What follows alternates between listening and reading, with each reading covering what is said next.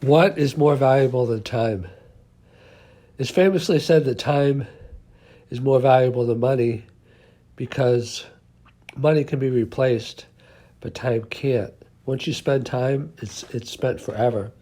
Like if you're 40, try to go back to 20. Now, some people in the longevity field might dispute that. They might say that like we're working to rejuvenate the body, and there's a lot of techniques that are being proposed, and so yeah, maybe in the future time can be replaced to a certain degree, but by and large, all things being equal, once you spend time, it's gone forever. So if time is more valuable than money, then what is more valuable than time? That is the key question. That is the 64. There used to be a show called the $64,000 question, and I think that's where it came from. That's the $64,000 question. Now, sometimes people say, I guess for inflation, the $64 million question. But be that as it may, what is more valuable than time?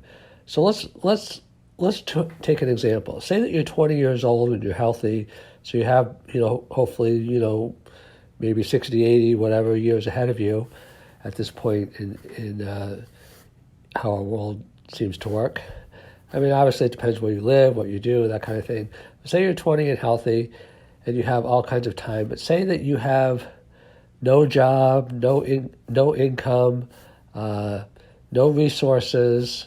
I mean, everybody has some resources, but, no family support, not that many friends. So basically you have time, but you don't have a lot of avenues and abilities and capabilities to make use of that time. So the time is really not helping you that much because it's kind of like you could spend, the next 20 years and just be in the same place that you are, or maybe even worse, maybe better. But so time in and of itself is valuable, but time is more valuable if you have the capabilities to make use of the time. So I'm going to call it options, not options like stock trading, but options like I could do A, I could do B, I could do C. That's why they say the people that have multiple streams of income are much more secure, because you could have one stream of income and it could stop. You could lose your job, or you could, the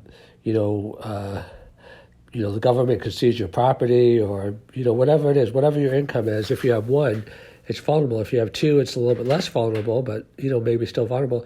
If you have 4, 5, 6, solid streams of income, even if half of them disappear, you're like, oh, okay, you're still probably going to make out pretty well.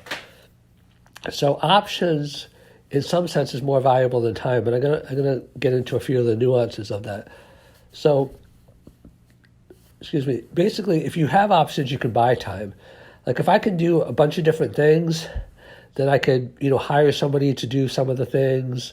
I could leverage one thing to, that's what usually bank loans are, like collateral, like one thing leverages something else. That's why they say it takes money to make money. If you have a lot of resources, that's why they say the rich get richer and the poor get poorer. I mean, I won't get into that and debate it whether I think that's true or not. But if you have a lot of resources, if you have a lot of diversified streams of income, if you have 6 streams of income and they're all solid, it's easy to go to 7, 8, 9 because, the 6 serve as a springboard. They sort of leverage what I'm calling options. So options can kind of build time, because like if you have a company and you have 1,000 employees, then it's like you have your time times 1,000, because you have 1,000 people working for you at the same time. So time needs to be thought of as like not in a linear way, but of an exponential way. What are the things that save you time? Automation saves you time. Employees save you time. Efficiency, software can save you time. There's a lot of things that can save you time and give you more options. So if you look at the wealthiest people, they're usually people that, it's kind of contradictory, or I shouldn't say contradictory. I should say, what's that word where it's like both true or not true at the same time? Paradoxical. There you go. So it's more like paradoxical. If you look at the richest people in the world, they're singularly focused. Like Bill Gates was just focused on Microsoft. Jeff Bezos was just focused on Amazon, but now he's focused on Blue Origin. So Mark Zuckerberg is just focused on Facebook, but obviously Instagram and kind of the collection of companies that go with Facebook, Oculus.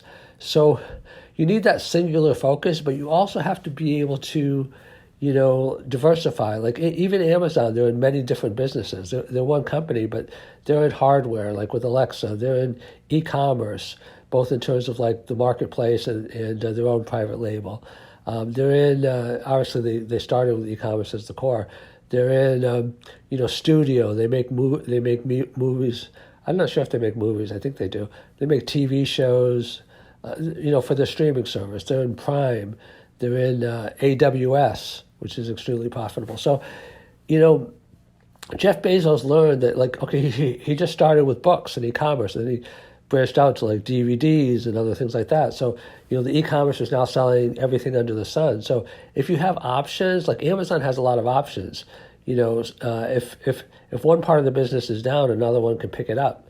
Or even within e-commerce, there's so many diversified things. Microsoft has so many different kinds of products that even if Office is not doing as well, maybe their gaming system, Xbox, or they own LinkedIn and they own a bunch of different things. So options, in a way, give you time. Now, sometimes options also take up your time, because sometimes, like if you own a lot of stuff, then you have to, like, say you want to move, then you have to move all your stuff. That's time consuming.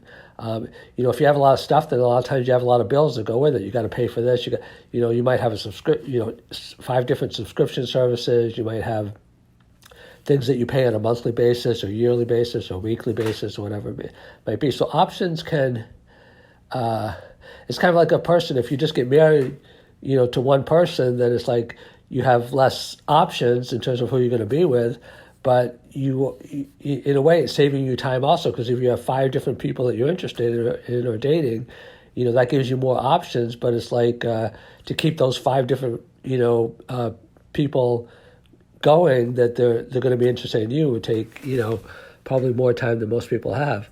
So options can give you time. Options can take away time. It's paradoxical between focus and, just being focused on one thing, which is very important, but also being diverse in many different things.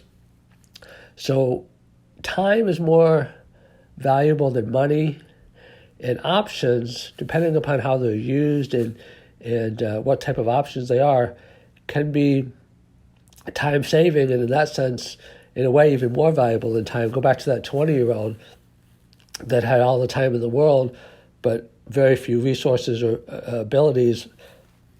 Say that, they only had a high school education or whatever it was, it's going to be difficult for them in the world. So it's not just time alone, it's time plus capabilities, it's time plus options, and options can either enhance time or take time away.